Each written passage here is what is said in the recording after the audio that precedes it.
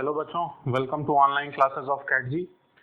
आप सभी से ये रिक्वेस्ट है कि पिछले वीडियो में जो कुछ भी आप सीखे हुए थे, जो कुछ भी नोट्स में आप लिखे हुए थे, उसको ज़रा अच्छे से इस वीडियो को पॉज करके अच्छे से उस पुराने वीडियो को एकदम रिवाइज कर लो।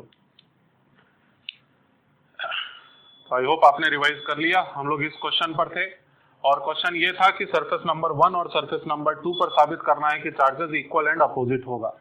तो ये थोड़ा सा नया प्रोसेस हो सकता है, सभी ध्यान से एकदम सुनेंगे। मैं क्या करूंगा, पहले अंदाजा लगाऊंगा कि अंदर ही अंदर मौजूद जो इलेक्ट्रिक फील्ड होना चाहिए वो कैसा होना चाहिए। सबसे पहली बात, यहां पर अगर एक पॉइंट ले लेता हूं पॉइंट ए, यहां पर एक पॉइंट ले लेता हूं पॉइंट बी और यहां पर का एक पॉइंट पॉइंट सी। नहीं, सरफेस दोनों प्लेट्स का नाम ए और बी है ना, तो पॉइंट्स का नाम point number 1, point number 2, point number 3 ले लिया सपोज। तो कहां कहां पर इलेक्ट्रिक फील्ड को जीरो होना जरूरी है? तो पॉइंट नंबर 1 पर, पॉइंट नंबर 3 पर, क्योंकि ये दोनों ही पॉइंट्स कंडक्टिंग मटेरियल के अंदर में मौजूद पॉइंट्स हैं। ये पॉइंट नंबर 1, पॉइंट नंबर 3 पर इलेक्ट्रिक फील्ड को जीरो होना जरूरी है। सेकेंड वाले पॉइंट पर हो भी सकता है, नहीं भी हो सकता है। कोई ऐसा रूल नहीं है कि होगा ही होगा जीरो, कोई ऐसा रूल नहीं है कि नहीं ही होगा जीरो। चेक करते हैं क्या होगा।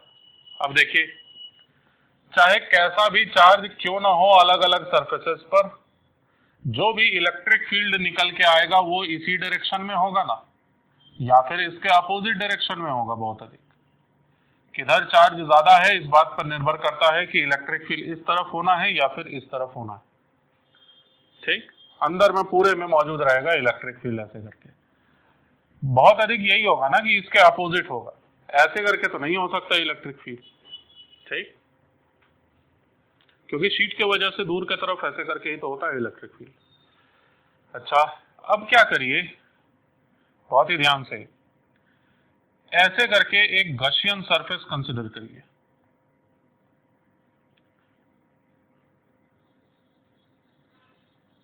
ये गॉसियन सरफेस एक कंसिडर कर रहे हैं हम लोग, और ये गॉसियन सरफेस थोड़ा अजीब सा है। ये गॉसियन सरफेस का शेप सोचो कैसा मैं दिखाने की कोशिश किया हूं। ये गॉसियन सरफेस का शेप जो है वो सिलेंड्रिकल है, ठीक है ना, सिलेंड्रिकल है गॉसियन सरफेस। ये इसका एक फ्लैट फेस यहां पर है, दूसरा फ्लैट फेस यहां पर है, ठीक, और ये रहा देखो कर्व्ड सरफेस, ऐसे करके घुमावदार, ऐसे करके यहां पर कर्व्ड है, ऐसे करके कर्वेचर इसका ऐसे, और इस तरह से बनाया गया एक गॉसियन सरफेस। अब इस कंसिडर्ड गॉसियन सरफेस के लिए हम लोग लिखने वाले हैं गॉस लॉ।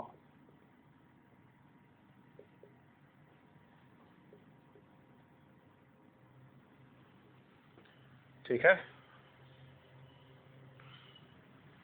तो गॉस लॉ क्या है?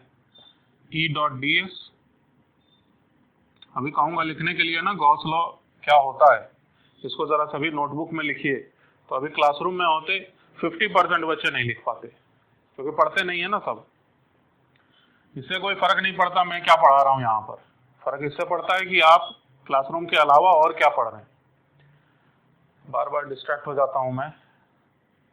E डॉट ds यानी कि total flux through this Gaussian surface. Gaussian surface के बारे में फिर से सुन लो। ऐसे करके सिलेंडर है, ये सिलेंडर का एक्सिस, ये रहा एक्सिस, ये एक फ्लैट फेस जो कि कंडक्टिंग मटेरियल के अंदर में है, ये रहा दूसरा फ्लैट फेस जो कि दूसरे कंडक्टिंग मटेरियल के अंदर में है।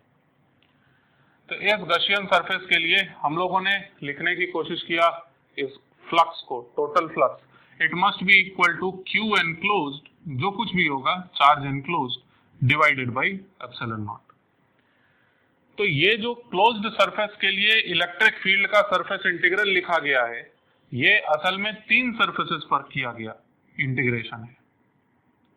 ठीक है, 3 सरफेसेस पर। पहला सरफेस ये वाला फ्लैट वाला सरफेस जो कि पॉइंट नंबर 1 के जैसे कई सारे पॉइंट्स से बना हुआ है। दूसरा सरफेस जो इस वाले कंडक्टिंग मटेरियल के अंदर में है, जो 3 वाले पॉइंट के जैसे कई सारे पॉइंट्स से बना हुआ है, जो कि प्लेट नंबर बी के अंदर में है कहीं ना कहीं। तो ये सरफेस नंबर, ये एक फ्लैट सरफेस है, ये एक कर्व्ड सरफेस है, कौन सा, ये बीच में जो ऐसे करके घूम के गया, ठीक, और ये एक दोबारा से फ्लैट सरफेस है जो कि दूसरे वाले कंडक्टिंग मटेरियल में। तो ये ई डॉट डी एस का करना, इसका मतलब क्या होता है, इलेक्ट्रिक फील्ड का डॉट प्रोडक्ट छोटे से डी एस एलिमेंट के साथ लेना। डी एस एलिमेंट वगैरह क्या है इस पर बहुत ज्यादा डिस्कशन कर चुके हैं हम लोग। तो तीन इस तरह से सरफेसेस। अच्छा, इन दोनों सरफेसेस से इलेक्ट्रिक फ्लक्स तो डायरेक्ट कह सकता हूं कि जीरो होगा। क्यों? क्योंकि इन फ्लैट सरफेसेस के पोजीशन पर इलेक्ट्रिक फील्ड तो है ही नहीं। तो यहां पर चूंकि E equals to 0, flux equals to 0, ये रीजन है और ये स्टेटमेंट है। यहां पर भी इलेक्ट्रिक फील्ड का वैल्यू 0, इस कारण से फ्लक्स बन गया 0। मानते हैं इस बात को? इलेक्ट्रिक फील्ड इस फ्लैट सरफेस के किसी भी पॉइंट पर मौजूद ही नहीं है। तो ई डॉट डी एस का वैल्यू देखने जाओगे 0 ही आएगा, ई डॉट डी एस का वैल्यू यहां पर भी 0 ही आएगा। बचा ये कर्व्ड सरफेस, कर्व्ड सरफेस पर भी 0 होगा इलेक्ट्रिक फ्लक्स। सोच लो कैसे, समझ पा रहे हैं? देखिए कैसे, जो कर्व्ड सरफेस है वो ऐसे करके, ठीक, और जो इलेक्ट्रिक फील्ड है वो इस डायरेक्शन में। तो कोई भी अगर आप डीएस कंसिडर करते हो, एक डीएस कंसिडर कर लेते हैं, चलो सिंपल सा एक मॉडल यूज कर रहा हूं मैं, जैसे ये एक सिंपल गिलास है, तो यहां पर एक डीएस सरफेस अगर कंसिडर कर लें हम लोग, इसको मान लो परफेक्ट सिलेंड्रिकल है, परफेक्ट सिलेंडर मेरे पास था, खो गया, तो ये मान लिया जाए कि परफेक्ट सिलेंडर है, ठीक। अब इलेक्ट्रिक फील्ड इस डायरेक्शन में हर जगह पर। अच्छा, ये कंडक्टर वगैरह ये सब नहीं सोचेंगे हम लोग, ये गॉसियन सरफेस है, ये इमेजिनरी है, ये मैथमेटिकल कंस्ट्रक्शन मात्र है, ठीक। ऐसा कोई कंडक्टिंग मटेरियल यहां पर नहीं रख रहा हूं मैं, ये मात्र एक कंस्ट्रक्शन है। तो इस तरह से अगर कंस्ट्रक्ट कर दिया गया है गॉसियन सरफेस, जिसका ये एक फ्लैट सरफेस और ये दूसरा एक फ्लैट सरफेस, तो ये दोनों की कहानी तो मैं कर लिया। इसके अलावा यहां पर जो कर्व्ड सरफेस है उसके बारे में मैं बात कर रहा हूं। तो कर्व्ड सरफेस पर ऐसे ही करके तो लिया जाएगा डीएस, डीएस का डायरेक्शन ये रहा, देखो, ठीक। जबकि इलेक्ट्रिक फील्ड का डायरेक्शन ऐसे करके, इलेक्ट्रिक फील्ड हर जगह पर इस डायरेक्शन में है कि नहीं, ये तो 3D में है, ऐसे करके निकला हुआ, ये भी ऐसे करके निकला हुआ। तो इलेक्ट्रिक फील्ड हुआ इस तरफ और डीएस एलिमेंट इस तरफ, तो दोनों के बीच का एंगल 90 डिग्री बना। चाहे ऐसे भी तुम ले लो कि डीएस ऐसे करके, ये वाला जो डीएस एलिमेंट है वो यहां पर अगर ले लिया गया होता ऊपर में कहीं यहां पर, तो डीएस एलिमेंट इस डायरेक्शन में हुआ, हमेशा सरफेस के परपेंडिकुलर माना जाता है। इलेक्ट्रिक फील्ड इस डायरेक्शन में हुआ, यहां पर ले लो इलेक्ट्रिक फील्ड इस डायरेक्शन में, डीएस एलिमेंट इधर, यहां पर ले लो तुम नीचे साइड में, इलेक्ट्रिक फील्ड इस डायरेक्शन में, डीएस एलिमेंट इधर। तो ई और डीएस दोनों के परपेंडिकुलर होने के वजह से E is perpendicular to DS, इस कारण से कहा जा सकता है यहां पर भी फ्लक्स को 0 होना जरूरी है। क्वेश्चन सॉल्व हो चुका है। तो फ्लक्स है 0, तो चार्ज एनक्लोज रहेगा 0। उससे क्या हुआ, चार्ज के एनक्लोज्ड चार्ज के 0 रहने से क्या होगा,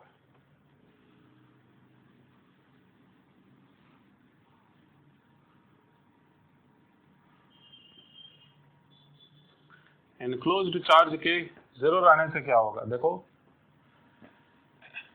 यहां पर जो भी पॉजिटिव चार्ज है उसका एंटी यानी अपोजिट पोलैरिटी का चार्ज यहां पर होना ही चाहिए, ताकि नेट चार्ज 0 हो जाए।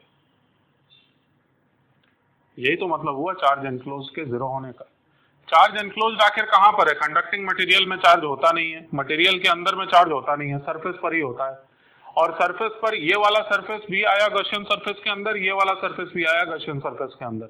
इन दोनों चार्जेस को मिला के, ये वाला चार्ज और ये वाला चार्ज, इन दोनों चार्जेस को मिला के ऐड करने पर हमें 0 मिलना चाहिए। इसका मतलब इस पर प्लस क्यू है तो इस पर माइनस क्यू है, ठीक। सेम आर्ग्यूमेंट, यहां पर अगर थोड़ा सा प्लस क्यू का चार्ज है तो यहां माइनस क्यू का चार्ज है, सेम अमाउंट में, ताकि दोनों को ऐड करें 0 आना चाहिए। क्यों 0 आना चाहिए, बना दीजिए गॉसियन सरफेस, समझ में आ जाएगा। सिमिलरली यहां पर भी थोड़ा सा अगर पॉजिटिव चार्ज माने तो यहां पर नेगेटिव चार्ज होना पड़, या तो दोनों जगह 0 0 हो तब भी इक्वल एंड अपोजिट कहलाएगा, 0 का नेगेटिव 0 ही होता है, या फिर पॉजिटिव हो एक साइड तो नेगेटिव हो दूसरे साइड, ताकि टोटल चार्ज का सम 0 हो, या तो एक साइड नेगेटिव हो तो दूसरे साइड पॉजिटिव हो, टोटल चार्ज का सम 0 होना बहुत ज्यादा जरूरी है। तो since charge enclosed is 0, the charges on two inner surfaces inside the Gaussian surface must be equal and opposite। फिर से, since the charge enclosed is 0, इससे साबित हो रहा है ना, ये वाला पार्ट में दिखा दिया अलग अलग 3 पार्ट्स में, तीनों पार्ट्स का सम 0 आ रहा है, तो Q enclosed भी 0 होना जरूरी है। Since Q enclosed is 0, charges on inner surfaces inside the Gaussian surface must be equal and opposite। और इस गॉसियन सरफेस में अगर ये खास बात है तो यहां भी गॉसियन सरफेस लिया जा सकता है, यहां भी गॉसियन सरफेस लिया जा सकता है। इस तरह से साबित हुआ कि पूरे ही प्लेट पर जहां जहां पॉजिटिव पॉजिटिव ठीक उसके सामने नेगेटिव नेगेटिव, पूरे ही प्लेट पर जहां जहां नेगेटिव नेगेटिव ठीक उसके सामने पॉजिटिव पॉजिटिव, ये हमने प्रूव कर लिया। आई होप आप समझ पाए मेरी बातों को।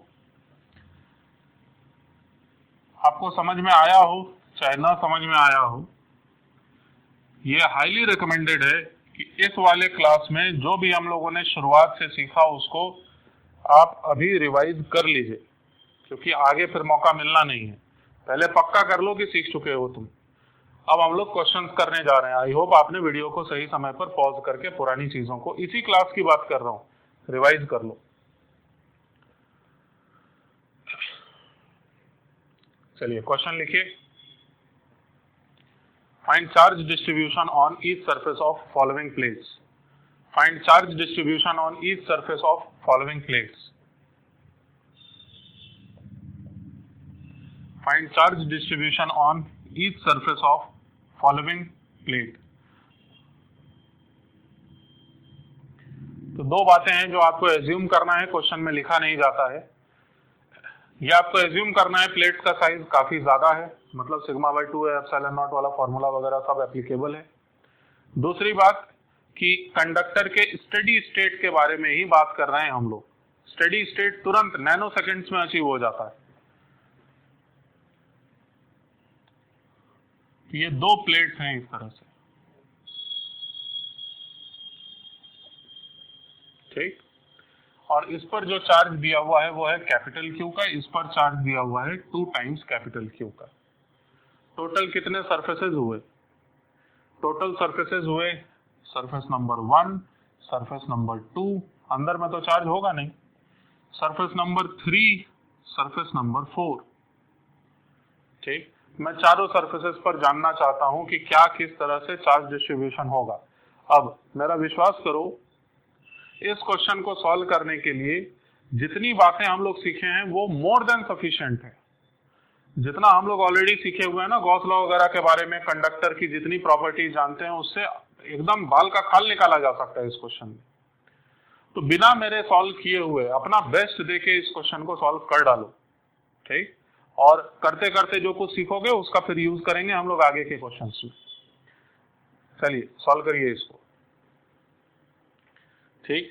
आई होप आप सॉल्व करना होगा तो कर लिए होगे, नहीं तो अब देखो मैं कैसे कर रहा हूं इस क्वेश्चन को सॉल्व। हमेशा की तरह आसान क्वेश्चन उठाया गया है। कैसे सॉल्व करें? सपोज इस वाले सरफेस पर मैं चार्ज मान लेता हूं x, मतलब मुझे पता नहीं है कि कितना चार्ज है यहाँ पर, यहाँ अलग से लिखते हैं। सरफेस नंबर 1 पर मेरा एजम्पशन है कि चार्ज है x का, तो सरफेस नंबर 2 पर कितना चार्ज होगा? होना ही चाहिए Q - x का। ये चार्ज कंजर्वेशन से क्लेम कर पा रहे हैं हम लोग। क्लियर है सबको? अच्छा, सरफेस नंबर 2 पर अगर चार्ज पता चल गया तो सरफेस नंबर 3 पर भी चार्ज पता है हमें। समझ पाए? अभी तो प्रूव किए थे कि 2 और 3 पर इक्वल एंड अपोजिट चार्ज होना चाहिए, नहीं तो गॉस लॉ वायलेट हो जाएगा। तो सरफेस नंबर 3 पक्का हुआ। सरफेस नंबर 3 पर चार्ज, इस पर Q - x था तो इस पर इसी का ठीक माइनस, यानी कि x - q होना ही चाहिए। सरफेस नंबर 3 पर भी चार्ज एज्यूम हो गया।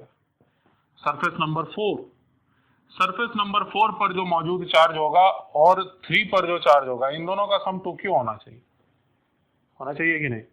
तो इसका मतलब जो कुछ भी अभी मैं यहाँ लिखने वाला हूँ, इसको और 3 को ऐड करोगे अगर, तो आना चाहिए 2q के बराबर। तो जरूर से ये 3q माइनस एक्स लिखा हुआ है। आई होप इतना अलजेब्रा कर लेते हो। कोई एक ऐसा चीज चाहिए था जिसको ऐड करें थर्ड वाले सरफेस पर जो भी चार्ज है उसके साथ, तो टोटल 2q आए। इसको y मान लेना, इन दोनों को ऐड करके 2q दिखा दूं, y का वैल्यू आ जाएगा। लेकिन x कहाँ निकाले अभी तक? x का वैल्यू कैसे निकलेगा? कई लोग इस लॉजिक का यूज नहीं किए होंगे अभी तक, इतना सा जो मैं बताया। मैं क्या किया हूं, किसी एक जगह पर चार्ज को माना और उसके बाद कुछ प्रॉपर्टीज हैं जिनका यूज करते करते, प्रॉपर्टीज क्या, equal and opposite inner faces पर चार्ज होने चाहिए और चार्ज कंजर्वेशन वैलिड होना चाहिए। इन दो फैक्ट्स का यूज करके एक जगह पर एजम्पशन एक्स करने के बाद लगातार हर जगह पर हम लोग चार्ज बताते चले गए। और भी सरफेसेस होते हैं, हम सब पर बताते चले जाते, जितने प्लेट्स होते। अभी आएगा 4-5 प्लेट रहेगा। ऐसे भी बुक में गॉस लॉ में सबसे लास्ट वाला क्वेश्चन यही तो है, 4 प्लेट है शायद उसमें। चलिए, अब x का वैल्यू कैसे कैलकुलेट किया जाए, बहुत ध्यान से सुनना जो मैं बोल रहा हूं। तुम किसी भी एक, जितने सारे कंडक्टर दिए हुए हैं, किसी भी एक कंडक्टर के अंदर में p पॉइंट कंसिडर कर लो।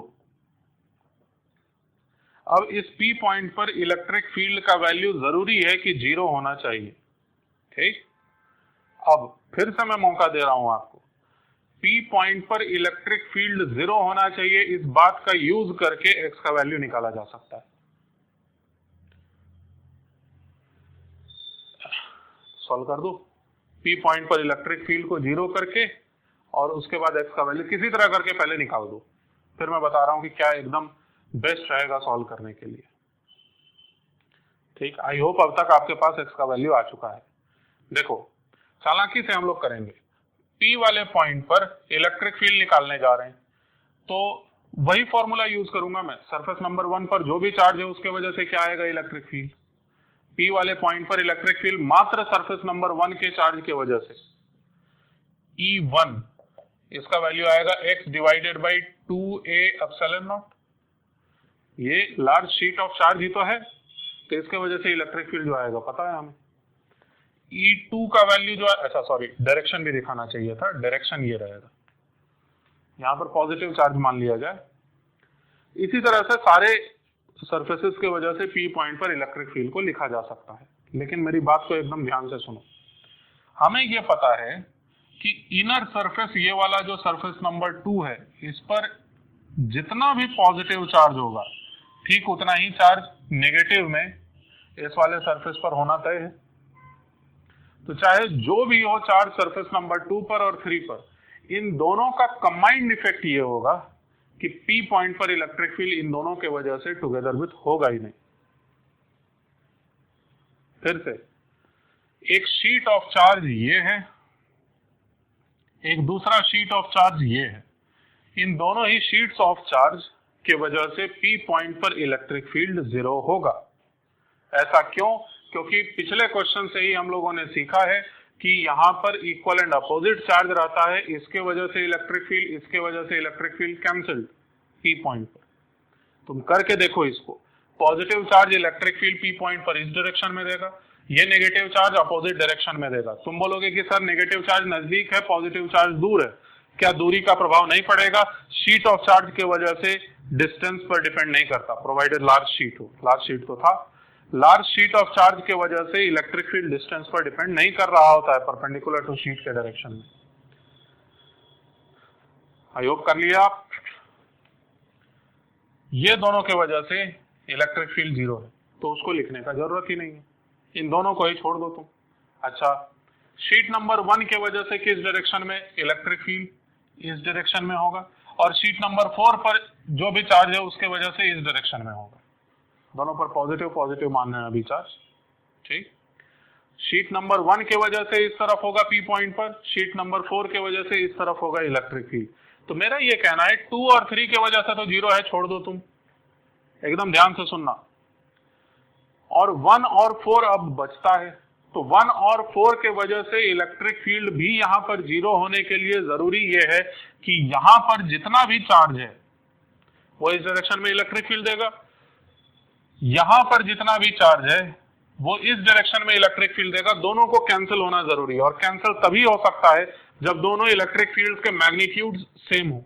डायरेक्शन अपोजिट तो होगा ही, लेकिन दोनों इलेक्ट्रिक फील्ड का मैग्नीट्यूड सेम हो, और मैग्नीट्यूड इलेक्ट्रिक फील्ड का डिस्टेंस पर डिपेंड नहीं करता शीट ऑफ चार्ज के लिए, तो यानी दोनों चार्जेस को भी सेम होना जरूरी है। बस इन दोनों को इक्वेट कर दो। x equals to 3q minus x का वैल्यू आया 3q/2।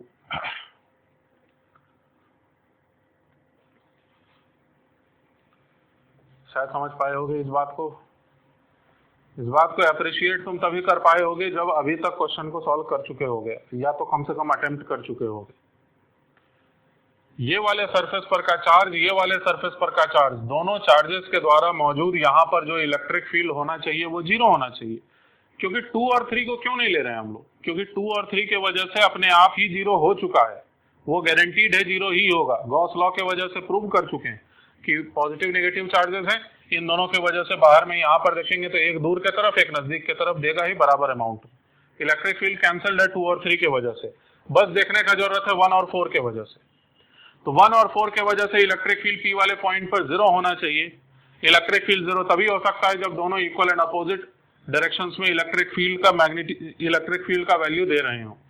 इलेक्ट्रिक फील्ड का वैल्यू इक्वल एंड अपोजिट तभी हो सकता है जब दोनों चार्जेस सेम। डिस्टेंस पर डिपेंड करता ही नहीं है electric field sheet of charge के वजह से। तो इन दोनों सरफेसेस पर जो चार्ज मौजूद होना चाहिए वो इक्वल होना चाहिए, तभी ये दोनों इक्वल चार्जेस के वजह से equal and opposite electric field P point पर आ पाएगा। इन दोनों को इक्वेट करिए आंसर। और x का वैल्यू जैसे ही पता चला आप एक एक करके सारे चार्जेस बता पाओगे। 1.5 q, ये वाला बना माइनस में q/2, ये वाला बना प्लस में q/2, जबकि ये वाला बना कितना 3q/2 होगा। ऐसा और भी शॉर्टकट हो सकता है, लेकिन पहले इस बात को तो समझें। और ये सब मैं शॉर्टकट नहीं बता रहा हूं, जो लॉजिक बताया जा रहा है उसको एकदम ध्यान से समझना होगा आपको। आसान नहीं होता 2 दिन के बाद तक इस बात को याद रख लेना। नोटबुक में सही से कुछ इस तरह से लिखो ताकि कुछ दिनों बाद भी पढ़ो तो उसको पढ़ के तुमको कम से कम समझ में आ जाए एकदम एलेबोरेट तरीके से। सेकेंड पार्ट इस बार खुद से करना, तो जरा फिर से 2 ही प्लेट दे रहा हूं।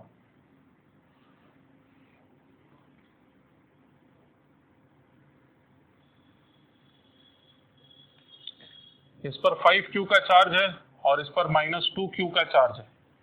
टोटल 4 सरफेसेस बने। बताइए कि अलग अलग सरफेसेस पर कितना कितना चार्ज है, जल्दी करो।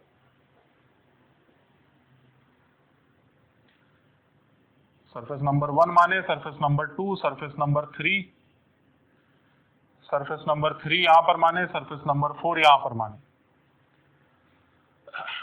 एक एक करके करते हैं। सरफेस नंबर 1 पर मैं चार्ज मान लिया x, सरफेस नंबर 2 पर ऑटोमेटिकली चार्ज बना 5q minus x, surface number 3 पर चार्ज इक्वल एंड अपोजिट होने के लिए यानी गॉस लॉ ही तो यूज कर रहे हैं, 2 और 3 पर इक्वल एंड अपोजिट चार्ज को मेंटेन करने के लिए x माइनस 5q, और 3 और 4 पर का चार्ज का सम होना ही चाहिए था -2q। ऐसा तभी हो सकता है जब ये 3q माइनस x हो। सही बोला ना?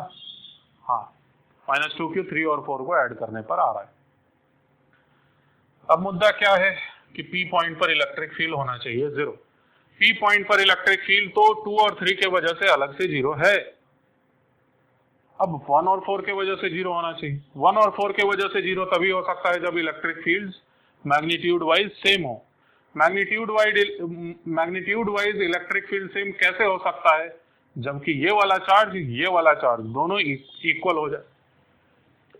इन दोनों को इक्वेट करिए। फिर से x का वैल्यू आया 3q/2। तो क्या हमेशा आंसर 3q/2 ही आता है? नहीं, ऐसा कुछ भी नहीं है। बस ये इत्तेफाक था कि टोटल चार्ज इस बार भी 3Q में दे दिया, पिछले क्वेश्चन में भी 3Q ही था टोटल चार्ज।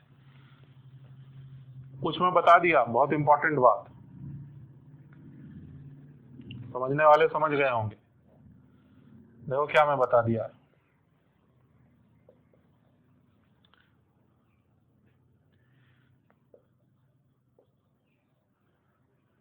सुनिए ध्यान से, मैं ये बोल दिया गलती से कि पिछले क्वेश्चन में भी 3Q था टोटल चार्ज। टोटल चार्ज मतलब सारे प्लेट्स पर का सम, और इस बार भी टोटल चार्ज 3Q ही दे दिया हूं। तो टोटल चार्ज जितना रहेगा, अंदर के चार्जेस तो टोटल में कुछ है नहीं, ठीक है। ये दोनों चार्जेस का सम तो 0, और ये दोनों चार्जेस हैं सेम। यहां पर माने कुछ भी मान लो, चलो Z मान लो यहां पर का चार्ज, तो यहां भी Z होना चाहिए। तो ये Z और Z को ही ऐड करने पर टोटल चार्ज आ जाना चाहिए, यानी कि टोटल चार्ज जो भी होता है उसका आधा इधर दो आधा इधर दो। समझ गए तो ठीक, नहीं तो प्रोसेस से करो, सही समय पर सब समझ में आएगा। थर्ड पार्ट है क्वेश्चन का, 3 प्लेट बना दो। क्वेश्चन का थर्ड पार्ट है, अच्छे से करिएगा लिख के, शॉर्टकट के चक्कर में ना रहो। एक सिंपल सा क्वेश्चन आपके सीखे हुए शॉर्टकट को बर्बाद कर देगा।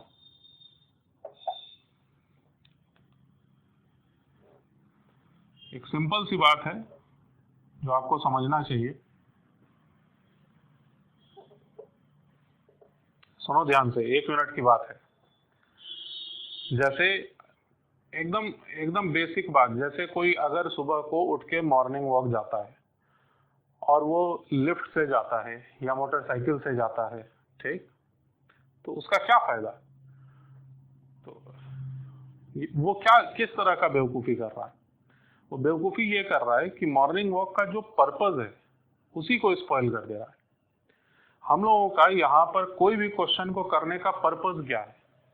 कोई भी क्वेश्चन को करने का पर्पज ये है कि उसमें जो भी डिफिकल्टी है उसको फेस करें और अपने कंसेप्ट्स को इतना स्ट्रांग बनाएं कि वो छोटे मोटे डिफिकल्टीज को हम लोग पार कर जाएंगे, ठीक। यही तो पर्पज है अभी क्वेश्चंस को सॉल्व करने का।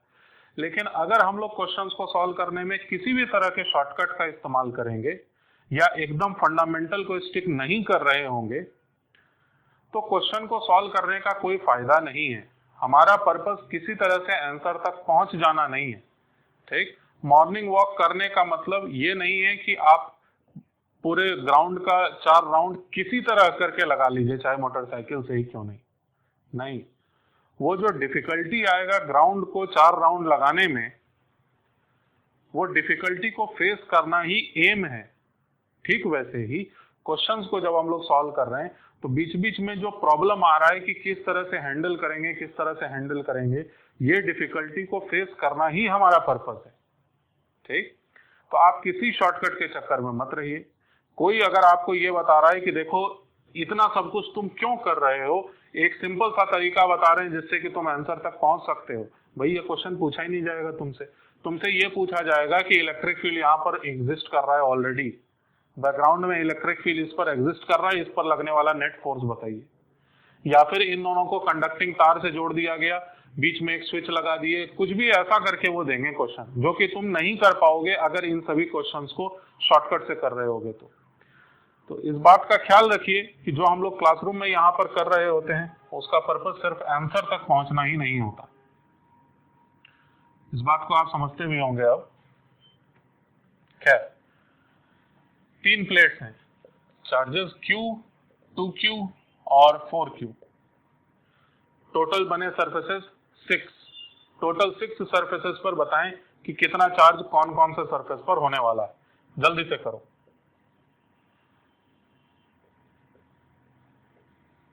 वीडियो को पॉज कर लो,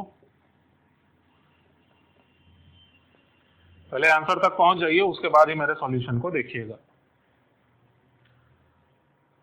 ठीक है। चलिए, मान रहा हूं कि कर लिए आप। सरफेस नंबर 1 पर चार्ज को मान लिया जाए, चलो X है। सरफेस नंबर 2 पर मौजूद होने वाला चार्ज q माइनस एक्स बना। सरफेस नंबर 3 पर होने वाला चार्ज, तो इसका जस्ट अपोजिट होता है, पिछले क्वेश्चन में प्रूव किया हुआ है, तो x minus Q. Surface number 4 पर का चार्ज, तो 3 और 4 पर का सम 2q होना चाहिए, उसके लिए जरूरी है कि 3q माइनस एक्स बनेगी। हो गया ऐसा? अच्छा, फोर्थ वाले सरफेस पर अगर पता है तो फिफ्थ वाले सरफेस पर भी पता है।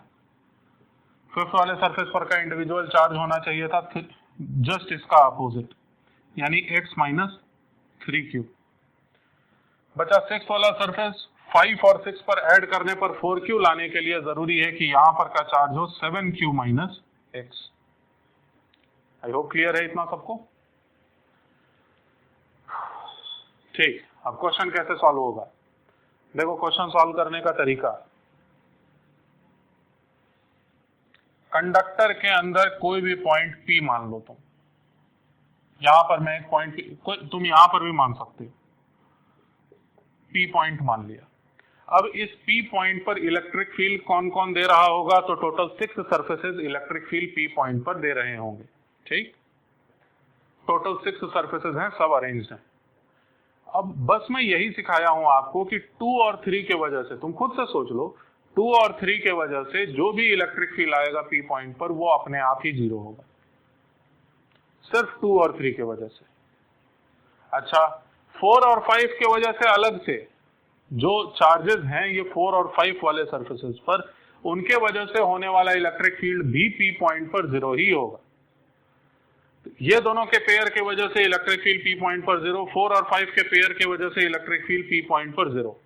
बचा कौन कौन? 1 और 6, और 1 और 6 पॉइंट P के एक साइड है, पॉइंट P के दूसरे साइड है, तो दोनों साइड से इलेक्ट्रिक फील्ड सेम लाने के लिए दोनों के magnitude of charges, in fact value of charges, सिर्फ मैग्नीट्यूड ही नहीं पोलैरिटी के साथ, 1 और 6 दोनों ही चार्जेस को इक्वल होना चाहिए, तभी P पॉइंट पर इलेक्ट्रिक फील्ड 1 और 6 के वजह से जीरो हो सकता है।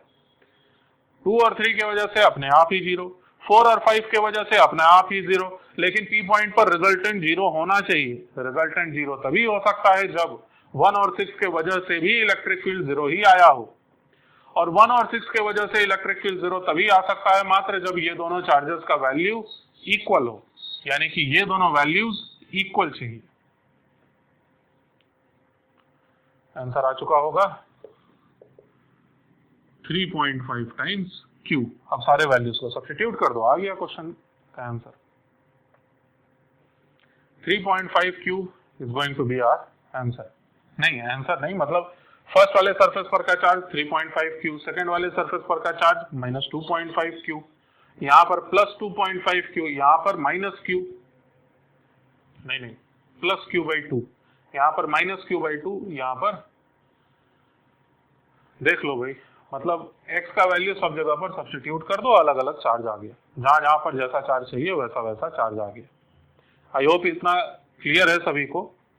अब जैसा कि मैं बोला हुआ हूं करने के लिए आपको, एचसीबी बुक के गॉस लॉ के सारे क्वेश्चंस कर डालो, चाहे वो ऑब्जेक्टिव हो, ऑब्जेक्टिव 1 हो, ऑब्जेक्टिव 2 हो, शॉर्ट आंसर टाइप हो, या फिर एक्सरसाइज के क्वेश्चंस हो, सारे क्वेश्चंस को एकदम अच्छे से कर डालो। पुराने electric field and potential chapter को आई होप आपने एकदम अच्छे से थॉरोली कर डाला है। ठीक, अगले क्लास में हम लोग एक नई चीज को सीख रहे होंगे कंडक्टर्स के लिए। जो चीज अभी कंडक्टर्स के लिए सीखना बाकी है वो चीज बता रहा हूं मैं। पहले पॉइंट पर ही अभी तक हम लोग फोकस कर रहे थे कि इलेक्ट्रिक फील्ड कंडक्टर के मटेरियल के अंदर जीरो होता है, इसी बात से इतना सब कुछ निकल के आया। दूसरी बात, पोटेंशियल कांस्टेंट होता है, जानते होगे तुम, लिखा हुआ है बुक में, कंडक्टर के अंदर पोटेंशियल बदलता नहीं है। दूसरी बात, सरफेस के जस्ट बाहर में इलेक्ट्रिक फील्ड का वैल्यू σ/2 एप्सिलॉन नॉट होता है। नेक्स्ट बात, इलेक्ट्रिक फील्ड परपेंडिकुलर रहता है कंडक्टिंग सरफेस के जस्ट बाहर में, सरफेस के परपेंडिकुलर रहता है सरफेस के जस्ट बाहर में। नेक्स्ट बात, इलेक्ट्रोस्टैटिक शील्डिंग। हम लोग पॉइंट वाइज सारे टॉपिक्स के बारे में डिस्कशन कर रहे होंगे अगले क्लास में।